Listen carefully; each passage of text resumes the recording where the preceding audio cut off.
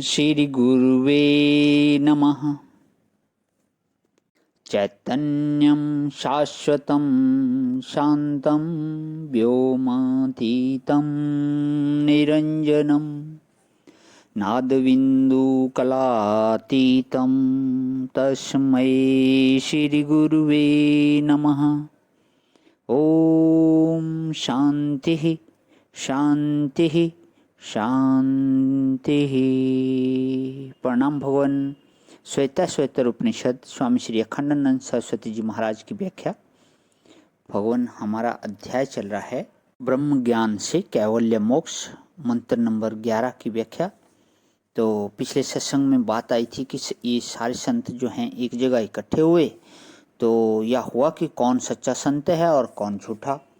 तो मुक्ताबाई जो थी वो जांच करने लगी, सबकी पीठ जो थी थपथपाएं और साथ में बोलती रही कि सारे जो हैं घड़े हैं, और जैसे घड़े को ठोंक ठोंक के चेक करते हैं ऐसे ही मैं चेक कर रही हूँ। तो अब सारे संत तो चुप रहे, लेकिन उसमें जो रामदेव जी महाराज थे वो बोल पड़े कि ये कौन सा तरीका हुआ चेक करने का। तो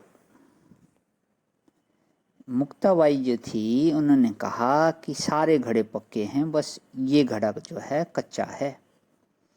इसे आगे लेते हुए भगवान की बात समझो। ब्रह्म ज्ञान के द्वारा अविद्या का बंधन, अहंकार का बंधन, राग का बंधन, द्वेष का बंधन और अभिनिवेश का बंधन, ये सारे बंधन कट जाते हैं।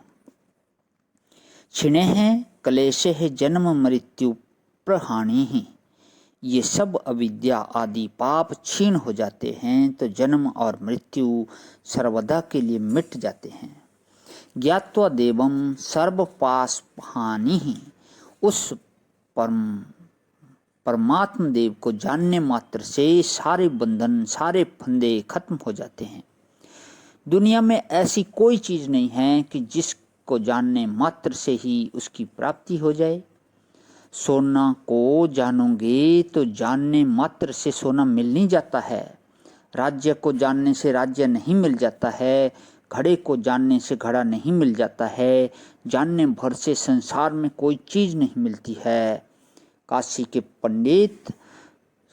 के पंडितों में शास्त्रार्थ हुआ तो एक व्याकरण के बड़े पुराने पंडित हैं, अभी जीवित हैं। आचार्य माने श्री रामानुजाचार्य के संप्रदाय के हैं, बड़े भारी विज्ञाता हैं। एक दिन वे पंडितों की सभा में लड़ पड़े। उनका कहना था कि यथा यो घटम जानाति स घटो न भवति, घटम न प्राप्नोति, तथैव यो ब्रह्म जानाति स ब्रह्म न भवति, ब्रह्म न प्राप्नोति।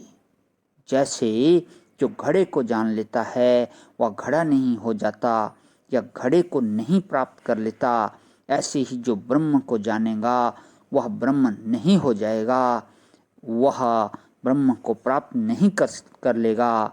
ज्ञान यथा स्थित वस्तु को दिखाने वाला होता है।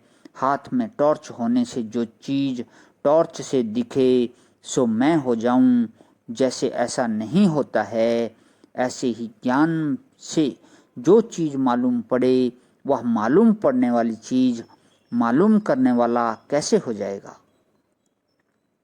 परंतु परमात्मा ही एक ऐसी वस्तु है जो मालूम होते ही अपना हो जाता है, अपना आपा हो जाता है, और फलता वही ना होने के कारण, माने अपने को परमात्मा ना जानने के कारण जितने क्लेश मिल रहे हैं, जितने बंधन प्राप्त हो रहे हैं, वे सब के सब मिट जाते हैं। यही तो आश्चर्य है। देखो भाई, घड़े को जानोगे तो वह दूसरे का होगा तो दूसरे का रहेगा, और तीसरे का अगर होगा तो तीसरे का रहेगा। मिट्टी का होगा तो मिट्टी का रहेगा, लोहे का होगा तो लोहे का रहेगा। तुम्हारे जानने से ना तो घड़े की किस्म बदलेगी और ना तो दूसरे का ममत्व इसमें घटेगा। लेकिन वह घड़ा यदि पहले से तुम्हारा होवे तो तुमको भांग के नशे में ऐसा मालूम पड़ता है कि घड़ा हमारा खो गया, तो उसका ज्ञान होते ही तुमको वह मिल जाएगा कि नहीं। ज्ञान होते ही मिल जाएगा। और यदि वह घड़ा तुम ही हो और तुम्हें मालूम न होवे, तब तो मालूम होते ही सुतरा मिल जाएगा और घड़े के न होने का दुख मिट जाएगा। इसी प्रकार यह परमात्मा का ज्ञान हो जाना मात्र ही सब पास और फंदों का नाश है। इसका अर्थ ही यह है कि परमात्मा सदा से तुम्हारा है और परमात्मा सदा से तुम्हारा स्वरूप है, तुम्हारा मैं है।